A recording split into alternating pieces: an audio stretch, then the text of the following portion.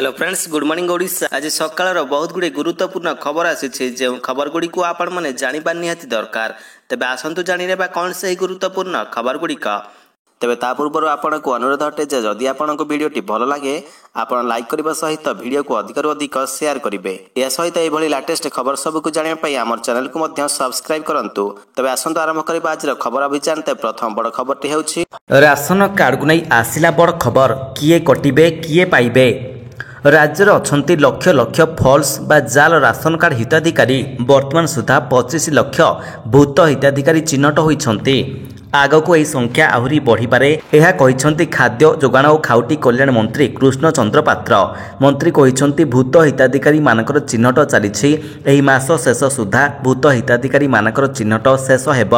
False ration card चिन्हट पई विभागीय अधिकारी मानकु निर्देश दिया जाइछि। सबु जिल्ला रे भूत कार्ड रहिछि ताकु चिन्हट करबाकू निर्देश दिया जाइछि। जेते फॉल्स कार्ड बाहरिबे सेतिकी नुआ लोकंकु जोड़ा जिवो। सठिक हिताधिकारी मानकु शामिल करा जिवो। आउ 100 दिन भितरे नुआ हिताधिकारी मानकु एथिरे शामिल करा जिवो। परवर्ती खबरटी हेउछि 13, 14 और 15 तारिख रे प्रबल वर्षा। आसंता 3 दिन धरी राज्य में किछि स्थान में प्रबल वर्षा हेबार संभावना रही। एने पूर्वानुमान करिछि भुवनेश्वर आंचलिक पाणीपाग केन्द्र। आंचलिक पाणीपाग केन्द्र निर्देशिका मनोरमा महांती कहिसंती 13 तारिख ठारू राज्य में वर्षार परिमाण बढ़िबो। 13, 14 और 15 तारिख में राज्य में किछि स्थान में प्रबल वर्षा हेबार संभावना रही। सेहिपरि किछि स्थान में मध्यम धरणर वर्षा हेबो। 13 तारिख में मालकानगिरी, कोरापुट, रायगड़ा, गजपति, कंधमाल, मयूरभंज और केउंझर आदि जिले में प्रबल वर्षा हेबो। तेबे आज मध्य राज्य में उपकूल ओडिशार किछि स्थान में बिजुली घड़घड़ी सहित वर्षा हेबार संभावना रहिथिबा पाणीपाग केन्द्र पक्षरु सूचना दिया जाइछि। परवर्ती खबरटी हेउछि कोच हेबा परे टीम को गंभीरकर प्रथम वार्ता। जदि भल खेलुछ तेबे सबु फॉर्मेट रे खेल।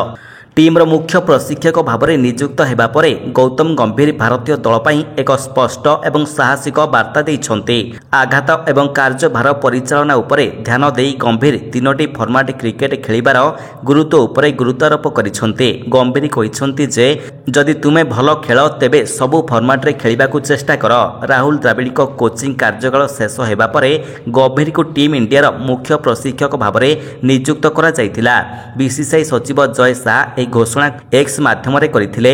तबे एही निष्पत्ति को भारतीय क्रिकेट टीम खुशीर सहित स्वागत करथिले। तबे टीम इंडिया मुख्य प्रशिक्षक भाव में गंभीरकर प्रथम कार्य हेउछि श्रीलंका गस्त। परवर्ती खबरटी हेउछि अभिनेत्री रियांकर घरे पुलिस सहायिका निर्यातना और माड़ मामलें दंपति को जेरा। पुलिस जेरार शिकार हेले अभिनेत्री रिया दे एवं तांकर स्वामी सुनील। घरोई सहायिका निर्यातना देवा मामला रे उभय को पुलिस जेरा करिछि। बिडानासी स्थित घरे रिया एवं तांकर स्वामी को जेरा होइछि। चंद्रशेखरपुर थानारू एही मामला बिडानासी थाना को स्थानांतरित होइछि। एहा परे तदंत आरंभ होइछि। सेहिपरि राज्य शिशु अधिकार सुरक्षा आयोग मध्य निज आड़ू घटनार तदंत आरंभ करिछि। रियांकर घरे काम करुथिबा नाबालिका जनक 1.5 वर्षर हेबो काम करुथिले। नाबालिकांकर घर संबलपुर। 8 तारिख दिन नाबालिका जनक घरू केउआड़े पलाई जाइथिले। पर रिया एवं तांकर स्वामी 9 तारिख रे बिडानासी थाना रे सहायिका निखोज रहिथिबा अभियोग करिथिले। परवर्ती खबरटी हेउछि स्वास्थ्य मंत्रालयर सूचना। एणिकी हेल्थ इंश्योरेंस क्लेम पई दीर्घ दिन अपेक्षा करिबाकू पड़िबो नाही। देश में इन्शुरांस इकोसिस्टम रे सकारात्मक परिवर्तन आनिबा लक्ष्य रे केंद्र स्वास्थ्य मंत्रालय एक नुआ प्लाटफर्म प्रस्तुत करिछि। National health claim exchange programme अधीन रे मंत्रालय पक्षरु एही नुआ हेल्थ डिजिटल प्लाटफर्म प्रस्तुत करा जाइछि। एही प्लाटफर्म माध्यम रे देशर छोट बड़ हॉस्पिटल बीमा कंपनी जोड़ी हेबे और हॉस्पिटल रे भर्ती हेउथिबा रोगी को यथाशीघ्र हेल्थ क्लेम सुविधा मिली पारिबो। वर्तमान सुधा 52 रु अधिक बीमा कंपनी सहित आलोचना सरिछि। पाखापाखि समस्त गुरुत्वपूर्ण स्वास्थ्य बीमा कंपनी माने एही प्लाटफर्म रे शामिल हेबाकू प्रस्तुत रहिछन्ते। परवर्ती खबरटी हेउछि फ्रॉड ग्रुप रु बंचिबा पई व्हाट्सएप आनिला नुआ टूल्स।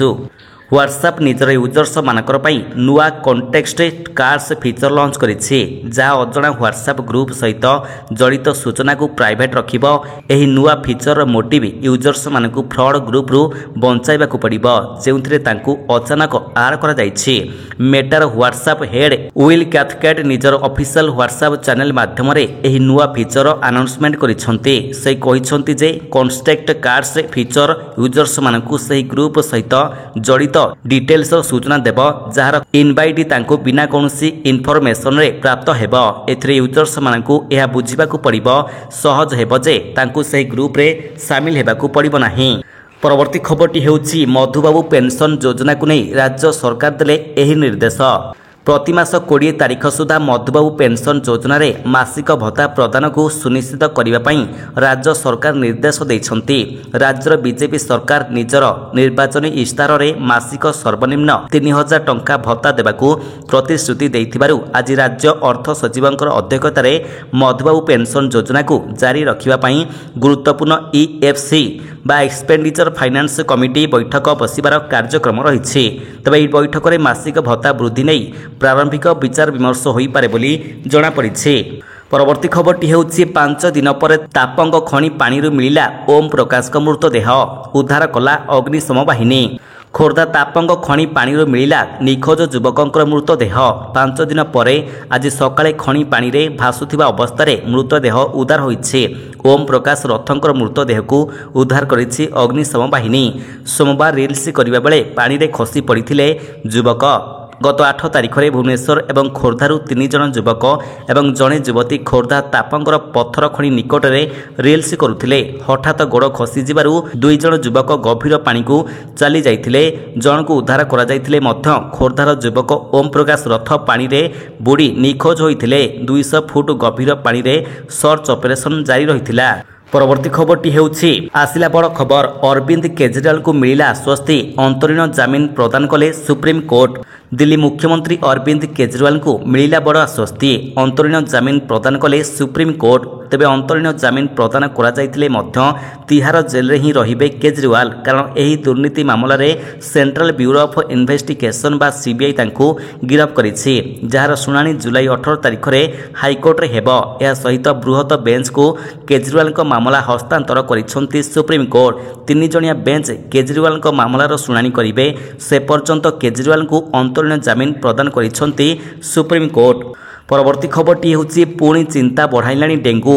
ରାଜ୍ୟରେ 488 ଜଣ ପଜିଟିଭ୍ ଚିହ୍ନଟ, ଖୋର୍ଦ୍ଧାରେ ସର୍ବାଧିକ। ରାଜ୍ୟରେ ପୁଣି ଚିନ୍ତା ବଢ଼ାଇଲାଣି ଡେଙ୍ଗୁ। ଦିନକୁ ଦିନ ରାଜ୍ୟରେ ଡେଙ୍ଗୁ ଆକ୍ରାନ୍ତମାନଙ୍କର ସଂଖ୍ୟା ବଢ଼ିବାରେ ଲାଗିଛି। ଆଜି ସୁଦ୍ଧା ରାଜ୍ୟରେ ମୋଟ 35,470 ଜଣଙ୍କର ରକ୍ତ ନମୁନା ପରୀକ୍ଷା କରାଯାଇଥିବା ବେଳେ ସେଥିରୁ 488 ଜଣ ଡେଙ୍ଗୁ ପଜିଟିଭ୍ ଚିହ୍ନଟ ହୋଇଛନ୍ତି। ତେବେ ସେଥିରୁ ଖୋର୍ଦ୍ଧା ଜିଲ୍ଲା ହଟସ୍ପଟ୍ ତାଲିକାରେ ରହିଛି। ଖୋର୍ଦ୍ଧା ଜିଲ୍ଲାରୁ ସର୍ବାଧିକ 130 ଜଣ ପଜିଟିଭ୍ ଚିହ୍ନଟ ହୋଇଛନ୍ତି। ଗତକାଲି 33 ଜଣ ଡେଙ୍ଗୁ ପଜିଟିଭ୍ ଚିହ୍ନଟ ହୋଇଥିବା ଜଣାପଡ଼ିଛି। ତେବେ ବର୍ଷା ଋତୁ ଆସୁଥିବାରୁ ରାଜ୍ୟରେ ମ୍ୟାଲେରିଆ ବଢ଼ିଛି।